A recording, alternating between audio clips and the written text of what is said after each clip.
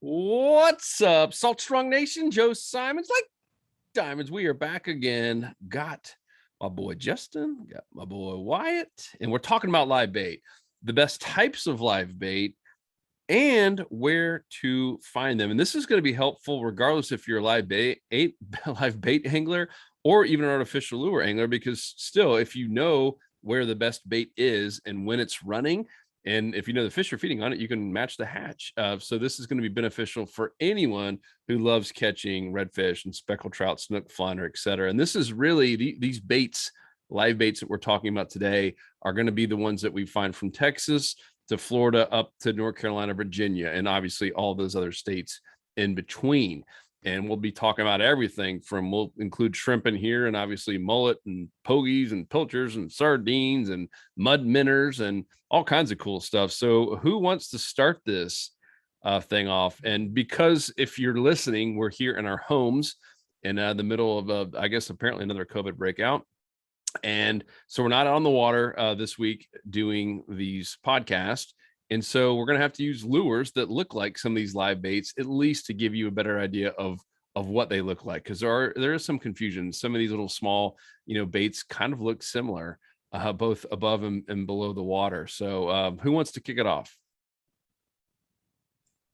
I will hop in there. TikTok. Okay, there we go. I'm on it. So really excited to talk about this because, there is a time and place to use bait. Even if you don't use bait, I think the biggest part of this podcast, like you said, Joe, is to better understand what bait is in your area, what time of the year is it going to be there, and what's feeding on it. Because if you understand that, that's a key element to better present your offering. Whether you're going to use the same live bait and you're going to get a cast net or sabiki or a high-low double dropper rig to catch croakers, or you're going to use a bunch of different artificial lures to best mimic that bait, the first thing you need to keep in mind is what bait is in your area.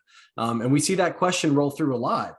Before I got a kayak, I was land-based. I did Sebastian Inlet. I did, Nassau Sound up in Jacksonville. I fished Navarre Pier out in the Panhandle, a bunch of different places. And yes, to maximize my efforts, there were times that having bait, like fresh live bait, was key to getting a bite.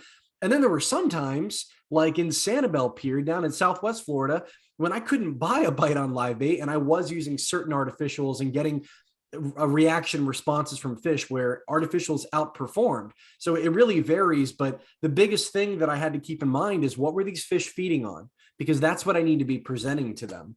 So I think I kind of just want to lead into it and talk about, like we had off the call, just a quick powwow of all the different types of baits. Inshore, the ones that people are most familiar with, obviously, is shrimp. Okay, shrimp is everywhere, from Texas all the way up through, I think, even just shy of Virginia. Shrimp's probably the most prominent and abundant bait fish out there, and a bunch of different types of shrimp. There's white shrimp, pink shrimp, brown shrimp, shrimp cocktail, shrimp on the Barbie, all kinds of different shrimp. But that's a number one given anywhere in inshore waters or even right off the beach. Shrimp is one of the most, everything eats shrimp. So when in doubt, that's why you'll see in, marinas and piers and jetties and little local bait shops, live, dead, frozen shrimp is like the go-to because everything eats it. So that's kind of like, I think, the default that people will look to if they want to just catch something. Shrimp is probably the main course, and that's probably the most abundant bait fish. You guys agree? I do. Oh, for sure. Yeah. After that, mullet. So I think mullet are very abundant. Wyatt, you've talked about following the mullet schools over in Texas right now. We've got the mullet run coming up on the Atlantic coast of Florida, from, Florida, Georgia line down all the way through Miami. We get herds of giant mullet that'll start making their way out onto the beaches. Are they called herds? Is that herds of mullet? Got them herds, schools of mullet. I don't know. Maybe, a school of mullet to me is like a pod, but during the mullet run, it's like miles. So I think it's a herd. I think it's a stampede of mullet. Ooh, That's I like that technical term. But for mullet, even within mullet, there's two different types, guys. You've got striped mullet and you've got silver mullet. This one's got a little bit of a black back, but the silver mullet don't have any stripes to them. And both can be found both on the Atlantic coast and the Gulf Coast. But I think different times of the year, and there's some that are more, more prevalent than others. During the mullet run, generally speaking, I see smaller populations of smaller silver mullet on the beach. And then the really, really big ones are those big striped mullet, the really, hog legs, like 12, 15-inch, 4 or 5 pound mullet, like massive mullet, make their way out onto the beach in the next month or two. But mullets, redfish, big trout, snook on both, Atlantic and Gulf Coast. Keying on mullet, they're really, I guess, a high protein diet, pretty fatty. They're a much bigger bait fish. They have, sizes from fresh hatched, 2, 3 inches all the way up to, like I said, monster mullet that the big tarpon and snook will feed on the Atlantic coast. But aside from shrimp and mullet being the two most popular, from there, I think it changes. And it really depends on whether the area that you're in has seagrass or oysters or muddy bottom. Because we found out mud minnows, right? And Wyatt, I want you to chime in on this one, because mud minnows are probably a pretty common or popular bait fish along the Carolina coast and Jacksonville, northeast part of Florida. But there's certain areas where mud minnows aren't as common. I don't see them as often in Southwest Florida, for example, like areas where it's super, super crystal clear. There's a lot of grass and open grass flats. It's not as common of a bait fish, but where do you tend to find it? Where do you think mud minnows are more prevalent, or where would you normally find them? So mud minnows, you see them a lot in the coastal marsh type of environments. I don't generally see them on grass flats. I don't see them in open bay systems. It's more in those areas where you got lots of spartina grass. You've got those really winding creeks where it's very tidal focused. I don't know exactly why that environment is conducive for mud minnows, but it seems like from like Jacksonville, Florida, up through, probably all the way up to Virginia, mud minnows are such a heavily used. I know even in Maryland, I used them when I was a kid fishing off docks. Mud minnows are a really, really good bait for the East Coast marsh environments. I do see them used in Louisiana as well. Apparently, they're a pretty good bait up that way. But again, that's another marsh environment. So it seems that the areas where there's big tidal flats, they're mud mostly. There's not sand and grass. It seems like mud minnows are going to be thriving in those environments, and that just becomes a primary forage for redfish, trout, flounder, all those species that we're after. Cool. What next? And we're not doing these in order, or are we, in terms of what you think is the best? I don't know if you can necessarily say that there is a best live bait. It's going to change throughout the year. It's going to change with what the fish are dialed in on. I would say that Justin probably ranked them in terms of what's going to work most. Shrimp and mullet shrimp is definitely number one. We've seen this. Texas Parks and Wildlife just did a study on what's the most commonly used live bait with success. It's shrimp. And I know that FWC's probably got a similar study out there. So if we can say that there's one best for numbers, shrimp by far. Now, that can change when you're looking at the quality of fish that you're catching. You might not catch as many, but you might get bigger ones. Mullet obviously is good as well. But I think to Justin's point, it's going to then change based on where you live regionally, what's available to you, then what hatches, different seasons, things like that. But really the two main categories, are your bait fishes and your crustaceans. And I would say most of the year, the primary bait to get onto a lot of big fish is going to be a bait fish. Now that can change in the winter time when you start to see less bait fish present. And we'll talk about, those different presentations, but I would say most of what we're going to talk about today is bait fish. And outside of mullet, you've got tons of different names for all the stuff we're going to talk about. Croakers, pogies, menhaden, the same thing. And then, as you go into Florida, you got the threadfin and pilchards that are some available some places, others not. It really just changes regionally. That's where you leave the shrimp and the mullet, then you start getting into regional specific stuff like the mud minnows. Don't forget the pinfish too. Yeah, because Peter Deeks did that course with us, live bait mastery. This was before he did the underwater bait forensics, and he gets real on that first core of both courses, but the first one about here's what I would use to catch like state record or world record, which he's got like 8 world records now off his boat. And for him, like croaker is kind of like one of those where, but they're tough to find, right? And they get really expensive if you have to buy them. And a lot of times you do because they're tough to catch in quantities. And I remember one time he had some left over. We were fishing in Jupiter Inlet, caught some monster snook using croakers. And there's some other captains there, and like, man, yeah, I'll pay $9 a croaker. 9. That gets really expensive when you buy a dozen, like real fast. But there's certain areas, you know, when you have a certain type of like a monster bull red or monster, like we're talking 44-inch snook. I mean, they're smart and they'll sit there and ignore everything. And it's like something about the croaker. I don't know if it's the sound or what, but they just cannot resist it. So it's really intriguing, you know, these different types of baits for different scenarios. You said it, man. Like you were just going for the jugular right off the bat and said, well, what's the best? And like, Wyatt's right. It is regional, but that's the $1 million question, right? Is when you go somewhere, wherever you're fishing, from a pier, you know, off the beach or the local dock, you want to know what's the secret, what's the bait.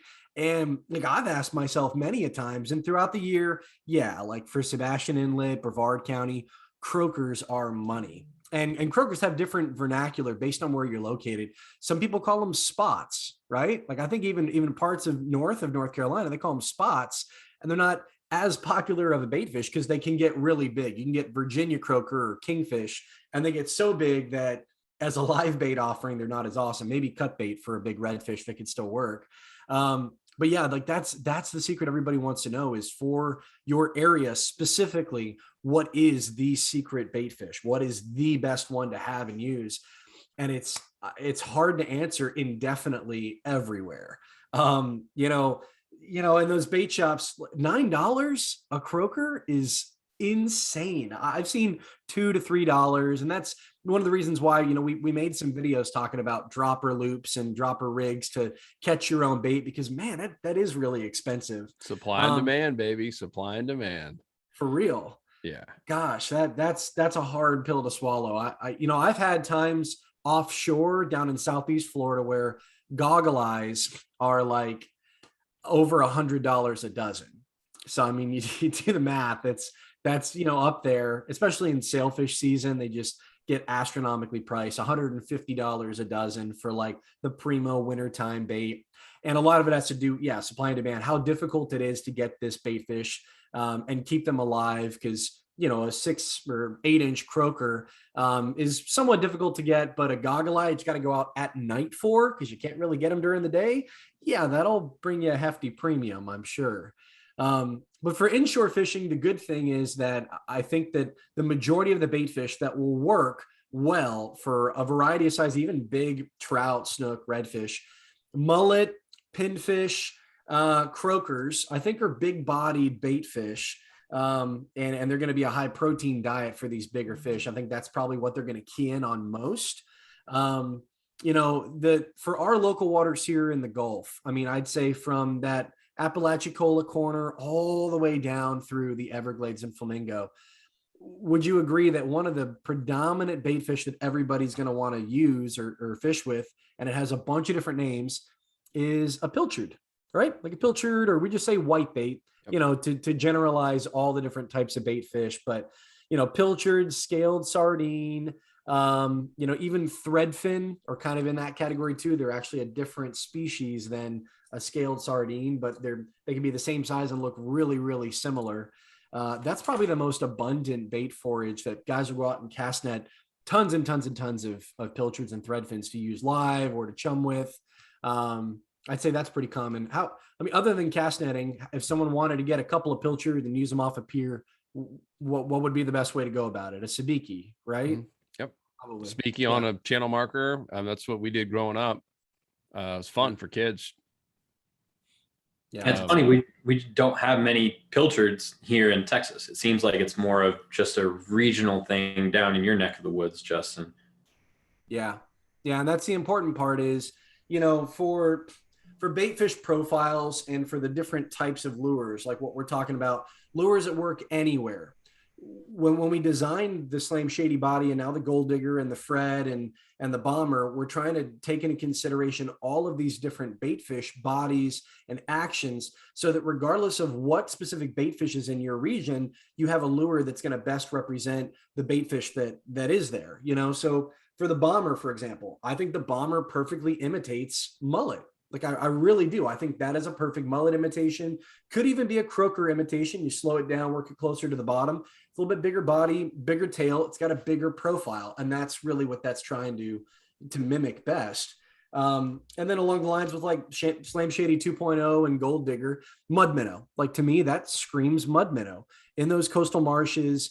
I'm thinking, man, like I am overdue for some big flounder in Hollover Creek in Jacksonville. It's getting to be that time of the year where the big flounders start popping up, and that either weedless, if there's a lot of oysters, or on a jig head, I think perfectly imitates a mud minnow. And that's going to be the main forage for flounder this time of the year. So again, it's region specific, right? It's the like the bait fish within that region, the time of the year, and the species. So let's go into that, because I think that's important, because we could sit here and debate our favorites.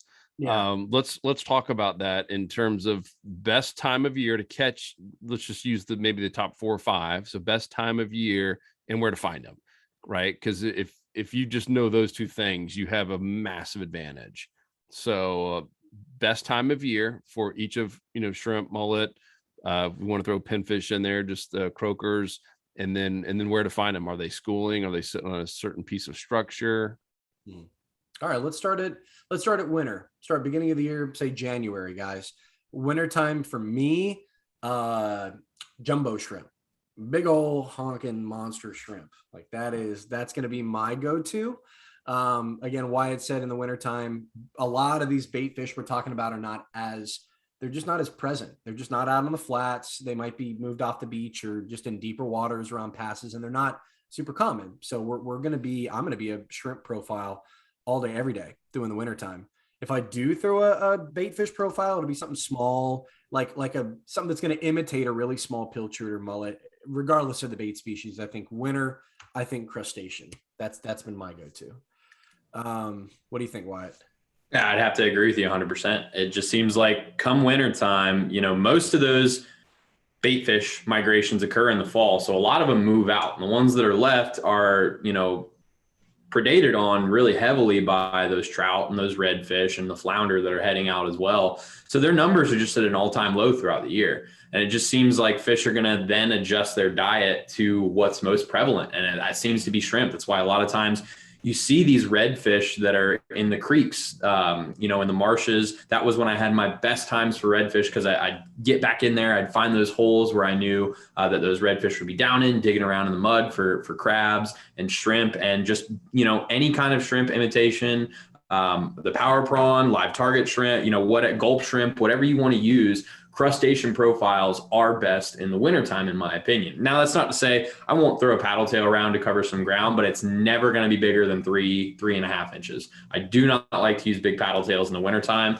If I'm having a hard time finding out where fish are, then I will switch to the paddle tail, because shrimp and, crustacean profiles typically are a little bit slower presentation. If you're using live bait at all, you do kind of got to know where you need to go. But I would say yes, for sure. Wintertime crustacean profiles are king. Yeah. Cool. All right. So winter was easy. We're obviously going to save fall to the end, because we're about to be in fall pretty soon. It's a exciting time for big baits, and I cannot lie. So what next? What happens after winter? Spring? I think so. I think it's spring. There's got to be like an elementary song that we would sing to remember all the seasons, right? I'm trying to remember it in my head, and I can't. Spring is, I think, the most challenging time to figure out when to use bait, because it's that transition period. We have kind of a transition period in fall, but when fall comes, the bait's at its biggest. So like a big profile, there's actually a lot of bait options in fall, but in spring, the bait will show up, but they're still pretty small, 2 to maybe 4 inches max. Pilchards, threadfin, little mullet, little pinfish. I think pinfish is probably my go-to in the spring. I would say that'd be my initial go-to. I've used pinfish in March and April at Sebastian Inlet, and I've got nice snook and a couple redfish. That tends to be the first bait fish that I see start showing back up as the water temperatures warm.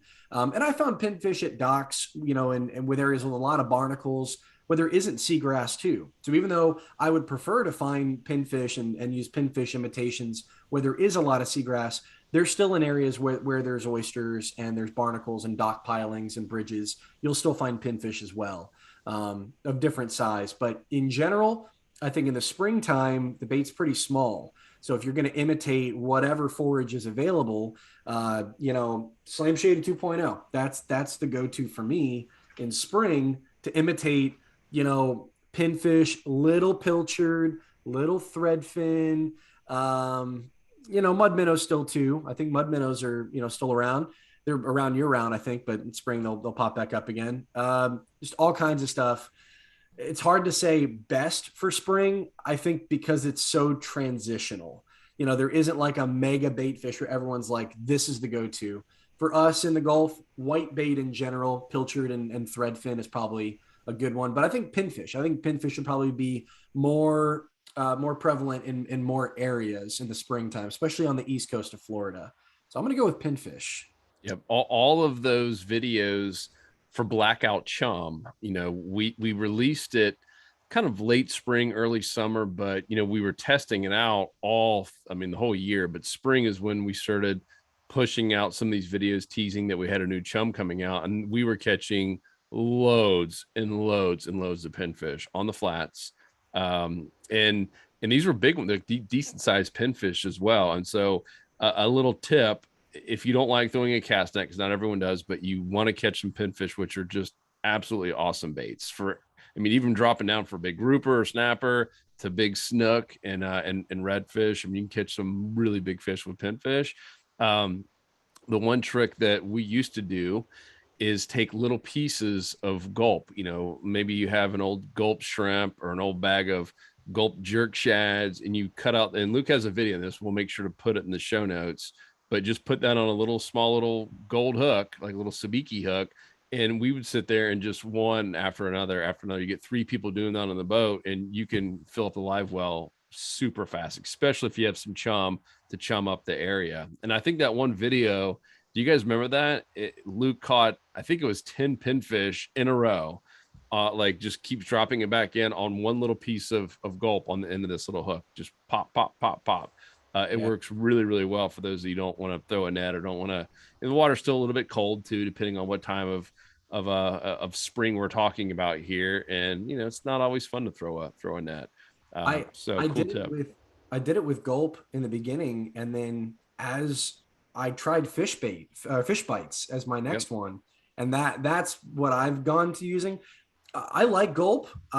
It doesn't have a reinforced mesh inside of it. So sometimes you can go and get 10 pinfish on a little, Aberdeen gold hook. And then sometimes you just get one and they knock it off the hook because there's nothing that's reinforcing it and keeping it on there. Fishbites, as it breaks down, it gets real mushy and gummy, and it's like this goo that sticks to the hook. So which one do you like to use for that? I like sand flea. I don't know why. I'm weird. I don't think color matters. I'll use an orange, sand flea's kind of like a whitish orange color. But shrimp, if everything eats shrimp, a pink or like a white shrimp, like a pinkish, I think would probably stand out pretty well. It would just stick out, it's kind of like that neon color. I think shrimp's probably the most universal. For me, when I'm going for croaker, I'll use like clam and sand flea are probably my 2, because most of the croaker is going to be right off the beach, which we're going to get into in summertime. That's kind of leading into my next bait. But yeah, I'd say inshore shrimp's probably the most, universal to catch a variety of bait fish, but for certain pinfish. Cool. Do you guys ever do your own shrimping? Ooh, I have once. I'm not a pro at it. There are certain times of the year, it is shrimp in a barrel. Like everywhere you look, they're running at night. But I'm not a hardcore shrimper. If I do, I'm gonna get one to put it back out on a hook and put it right back on for a big red. That's what I'm gonna do. Interesting. I want to stay on spring before we move on to the next season. So interesting to hear that pinfish is your choice.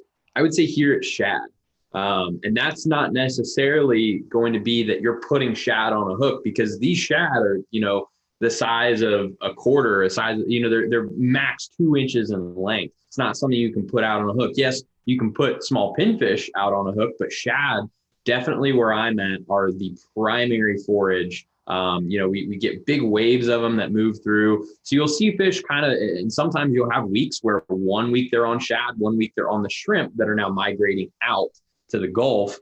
So there's big shrimp migrations that occur. So it's a spring, like you said, is very tough to figure out what fish are dialing in on. I would say we don't have the bait variety that you guys do here in Texas that y'all have in Florida. So it seems like shad becomes the number one bait fish that these fish, redfish and trout dial in on for sure. So that's when I'm throwing my really small 3-inch paddle tails. I'm throwing little, 1/8-ounce spoons, really tiny, shiny presentations, even little mirrodines that I can put up near those schools of shad. And you'll see it looks like raindrops on the water. They're so tiny, but you're seeing redfish. This is when you get the fattest redfish of the year, because they're filling up on shad oil, things like that, busting on shad. But it's stuff like that. That is a perfect imitation for a shad. You're going to throw that around those schools that are jumping around, and you're going to get onto a lot of fish doing that, because at least here there's waves that occur of those bait fish. So that would be my choice for sure, is shad. Is that an Aqua Dream spoon? Yeah, this one, I basically got for that reason. This is technically, they call it the golden, see if that'll focus, the golden shad. pilchard. Yeah, golden pilchard spoon. Pilchard shad. I mean, shad, you got American shad, you got threadfin shad that are freshwater and saltwater. The specific species, they all look so similar to our whitebait. So like the shad over where you're at could even be like, they kind of look like a small pogie, right, Wyatt? Like over in the Carolinas. But I don't know exactly what shad I don't think they're threadfin. They're either American or they're I'm not sure. They're so tiny. I've never actually examined one, but they don't have. They're straight silver. They don't have any distinctive markings on them. So they could be tiny pogies. They could be small American. I have no idea. Cool. That's awesome, man. All right. So that's spring. Now let's go into summer. That's no contest. Croaker for me. East and west coast of Florida, at least. Croakers pile up on the beach on the East Coast. And a lot of guys catch croaker some people that are surf fishing will catch croaker to take home and eat.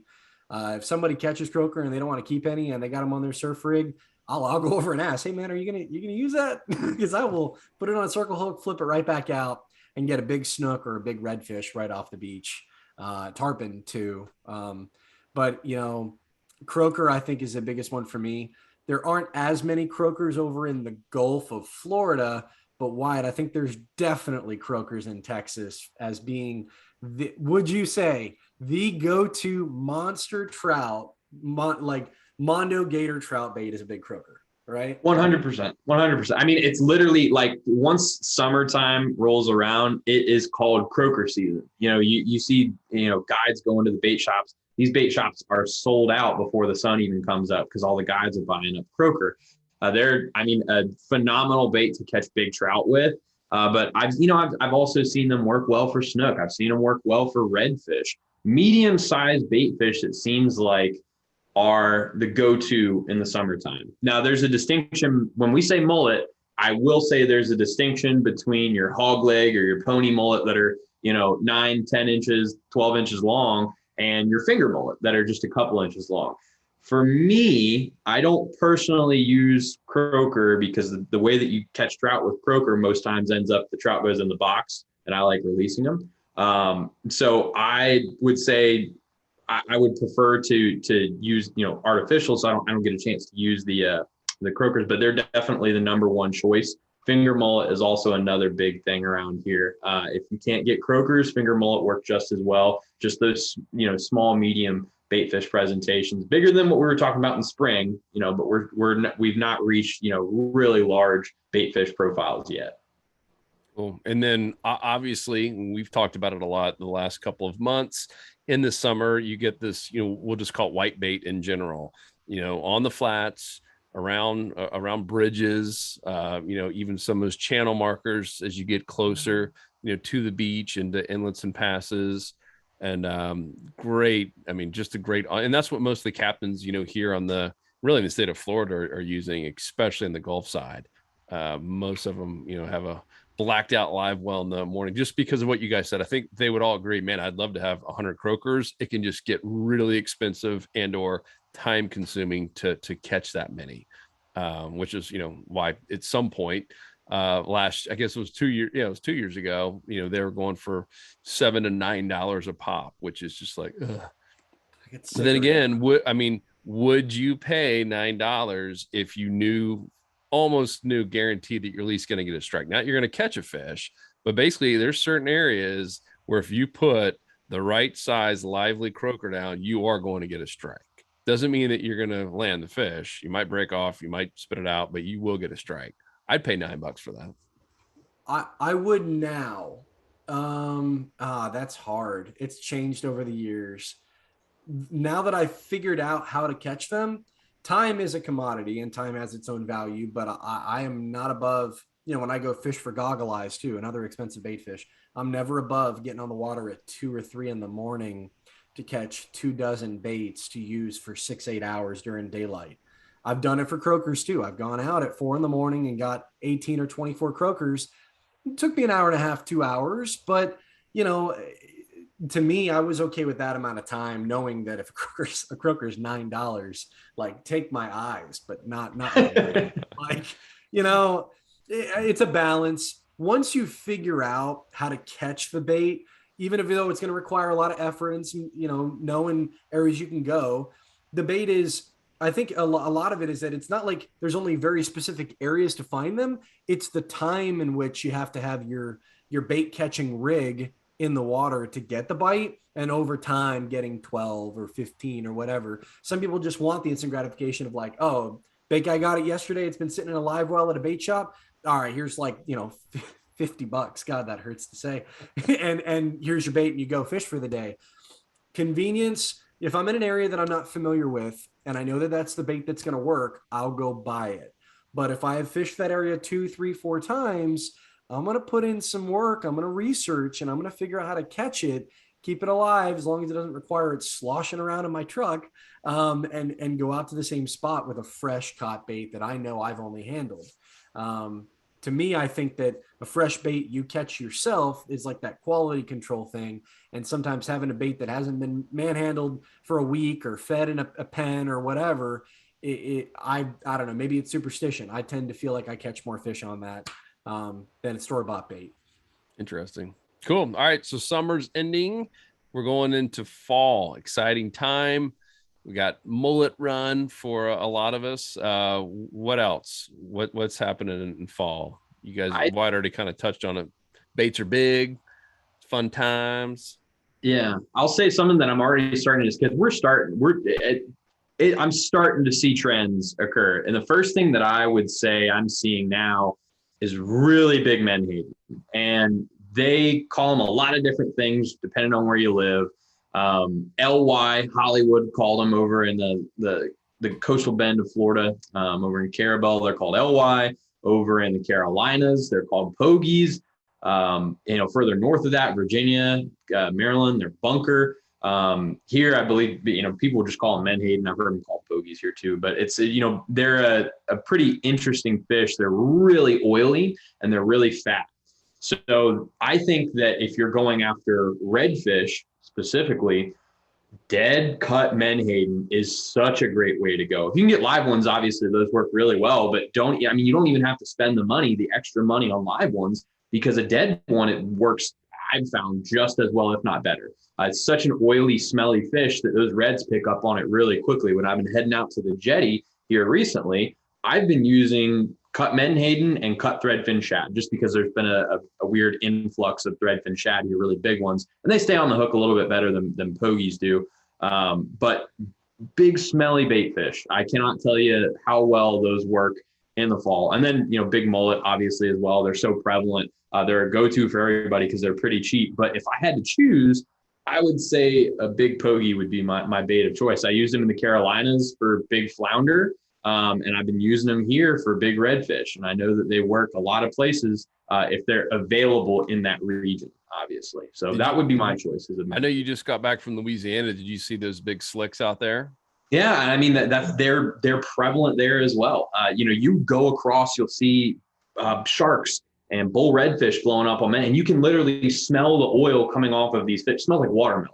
And you've probably been out on the water and smelled it, and you don't even realize it. You think maybe someone brought a nice snack on your boat or something, but you smell these slicks, and that's all menhaden, and the fish pick up on that underwater 10 times over you above the surface. So I cannot say enough that menhaden is such a great bait in the fall.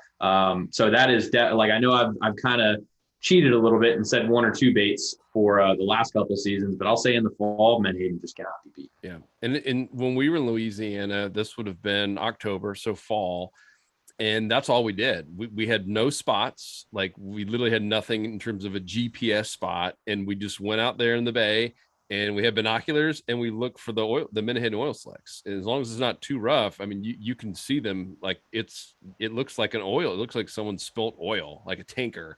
And you just go there and then you shut the motor off and you make a cast with a popping cork and slam shady. And all of a sudden you're hooked up to big redfish or sharks or even monster catfish. Really, really wild. It was just like a dead giveaway of where the predator fish were going to be. Yeah. The one caveat to this, I will say, menhaden are not necessarily the best bait for trout, just because they're so wide. I don't think that trout would want to hit a bait like that. At least most of the ones that we're after, they probably can't fit them in their mouths. I don't know about snook. I don't think menhaden's probably a popular bait in snook zones. But most of the fish that I'm targeting in the fall, the species that I'm after, which is another big thing, whatever species you're after, you should kind of know what their primary forage is that time of year. It's mainly redfish that I'm talking about here. Yeah. Flounder will go after pogies as well, pretty well. But redfish, flounder, not necessarily trout or snook. So Justin, maybe you can touch on some fall baits for snook and kind of fill in that gap there. I think it goes back to regional, like I don't see, I wanted to just say, as funny as it sounds, in Tampa, like right out the central West Coast, some guys call pogies shad. When you're chunking for tarpon, some guys call we call it turbos, like the monster, 10 plus inch pogies. Guys have called them shad and chunking for tarpon off the beach, off Egmont. So it's funny, like the names of what things are called in different areas. We call them shad in that section of Florida. And, for regionally, like fishing for snook and trout, I don't normally find pogies or menhaden south of like Sebastian Inlet, central east coast of Florida. From about there north, I'll find them of all different sizes. And the further north I get, the more common that baitfish is. And then on the Gulf side too, I found them at Cedar Key. I found them off the Panhandle, and I would say it's a summer and the majority being fall baitfish until we get some cold fronts and some hurricanes and things mix things up and the bait disappears. I would agree. That's the go-to bait. And it will definitely work on snook if we had it down south of about central Florida. If pogies were there, I would even argue to say that a pogie might beat out a croaker, honestly, if they were present. We have mullet, right? And so, yeah, at least in a lot of Florida, you got the mullet run. And that's a cool time to catch big tarpon and big snook using mullet. And I remember the one time we went right off the beach and just basically foul hooking these mullet, throwing them on a circle hook and throwing them right back out. I mean, it's chaotic. Something that everyone must experience if you haven't done it. It's like a world wonder, really. Like when you see it and you get on it and you can say, I mean, that's a story to tell your kids. Like I would say that, like I was there for the mullet run of August 2011 in Nassau Sound in Jacksonville. It was like someone had a shotgun start and I'm watching tarpon mill around and blow up on these monstrous mullet. But then one day, I think I came out before a big storm front was coming through. And it was, again, herds, stampede of mullet, just go, go, go, go, go. And it was like out of the blue. It was incredible to watch. It was like fish were just backflipping over top of each other, and very, very cool experience. Makes you want to, be fine tuned to the weather and get in on the action while you can. Yep, that is awesome. So what else for the fall? I would say another bait to touch on for the fall, at least when I was in the Carolinas, and this is, I know we were talking about bait fish mainly, but in the fall in the Carolinas, if you went up to the Outer Banks and you threw out some blue crabs, you were going to catch a monster old drum. They call them up there. And those are your 40s and 50s, your really big redfish. You put blue crab in the surf, you're going to get a big bait. Pretty much, you're going to get a big redfish guaranteed. And I know a lot of people do the same thing here in Texas on the jetties. You put out some of those blue crabs. I'm seeing a lot of them up near the shoreline. I literally caught one. I dangled a little mullet in front of one so I could put it out in the surf. They're starting to show up more, and I know that the big redfish are on them as well. And that's, we talked about, you get a lot of big redfish in the spring because they're eating shad. Well, big redfish also come from crabs as well. So you want to get a big redfish in the fall in the surf. I'd say put out some blue crab. You will not be disappointed. It's a little bit of an extra out there. I wouldn't say it's the best bait to use, but it's a very tactic specific bait. Love it. We'll have to do I'm looking at the time. We'll have to do a completely separate one just on the rigging. Or if you're really wise, you will just go invest in Captain Peter Deek's live bait mastery and underwater bait forensics. I mean, those two combined, oh my gosh. So the underwater bait forensics is how to rig every one of these live baits that we've talked about, and then some, based on the scenario, current, no current, different types of structure. If you're free lining it, or if it's under a cork or a weight, amazing. And then the other one is where to find all of the different types of baits and rigging it and fishing it, the entire presentation, because that's a big part of it, right? I think so many people, you hear live bait and you kind of think like lazy man's fishing, right? You get the live bait and you throw it out there and put it in a rod holder and you have your bush light, which is all great and fine and dandy. We've all done that, or at least I have many times. And it's not like when Captain Peter Deeks, like he doesn't want any rod holders, except maybe put a rod in there while he's bringing a netting of fish. But I mean, no rod holders. It's active live bait management, where many times he's got the spool open and he's feeling every little small strike with his fingers. I mean, it's intense. It's kind of like you're fishing with a lure, but you have a live bait doing the work for you.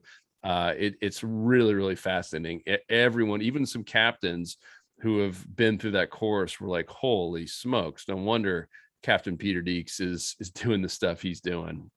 No wonder Bill Dance has hired him as kind of his go-to guy for catching monster fish, on camera for a TV show. It's really, really fascinating. So you can see all of that. It's saltstrong.com. In the product section, we have all of our mastery courses. I believe it's like 28 now, 28 or 29 mastery courses. And that was one of my favorites. We don't do as much live bait fishing, but when it counts, like when you want to go catch a potential state record or a PB record, more likely, live bait's tough to argue with.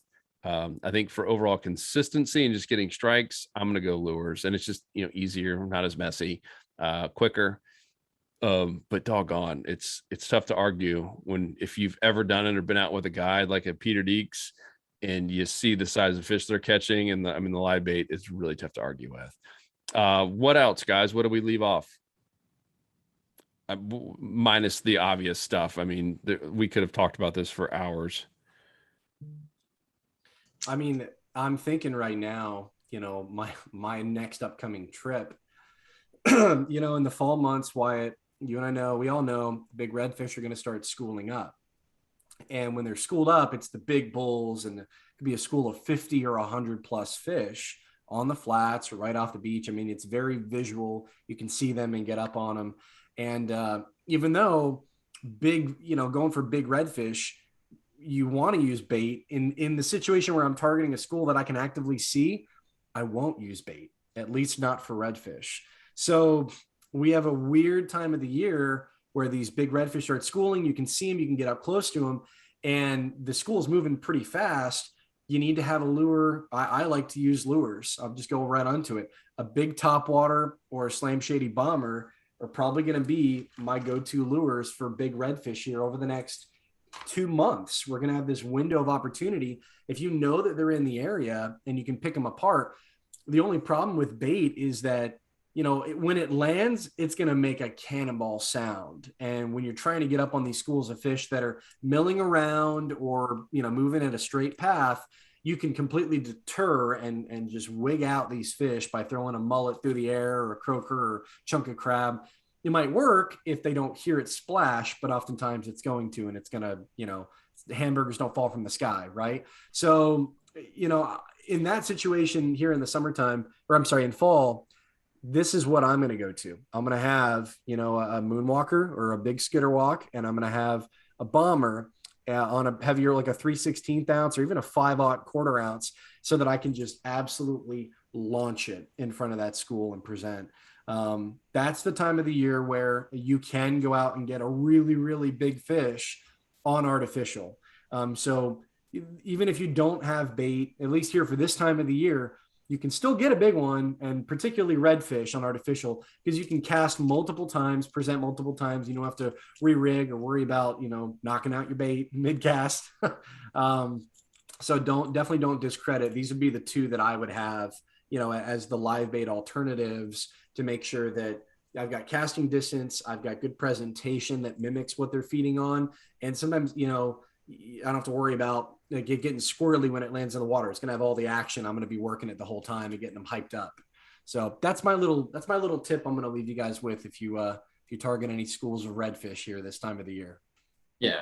I mean, I would have to agree. It's interesting that we're doing this live bait podcast as two anglers, and Joe, 3 anglers really, that, we know a lot about live bait because it factors into how we present our artificial lures and which artificial lures we use. Even if you're not a live bait angler, or if you are and you want to start catching more fish, I'd say definitely consider those, artificial lures. And it's funny, the ones that Justin just held up are the 2 that I used yesterday when tournament fishing. I caught a bunch of overslot redfish. You can see the moonwalker hanging out of that one's mouth. But, as soon as the sun came up past my hand, like we talked about, I started using the bomber. So and that's because we're starting to get into that larger bait. We talked about how it changes seasonally, and your lures should change seasonally as well with what's in, what those fish are dialed in on. So I hope you guys remember all the stuff we've talked about today in terms of what happens to be the primary forage for that time of year. And that is really what's going to factor into what you can use what you use as far as lures go. And you'll see a lot more success by trying to match that bait with the lures that you're using. Like I said, we're getting into larger bait fish. So those big bombers, those top waters, the moonwalker,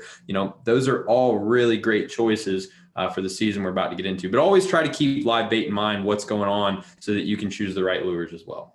Yep. Super helpful. And guys, all of the lures and even live bait hooks, but everything we talked about today is over at fishstrong.com. Go pick up yours. Of course, if you're an insider member, 20% off everything there in the store. Got some new things coming here for the fall and winter.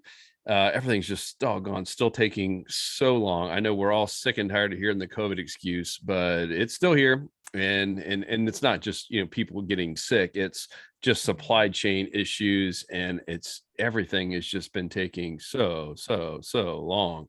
It is absolutely brutal, but there's, it's getting somewhat better. It's not as bad as it was at its worst. And we are getting stuff in every week. We got deliveries coming in. So keep staying on fishstrong.com. And of course, we have notifications set up for all of the products where it'll automatically notify you. And I would go text if you want to be as quick, as we've had some people, oh yeah, I'm on there, I should be fine. Some of these things go in an hour, or less. So I would get on text and let us text you as soon as that product comes in, and then boom, it'll have a link and you can go right there and buy yours and claim yours. So appreciate all of you so much. You mean the world to us, especially you insiders. If you're not a member, come join us. It's over at saltstrong.com.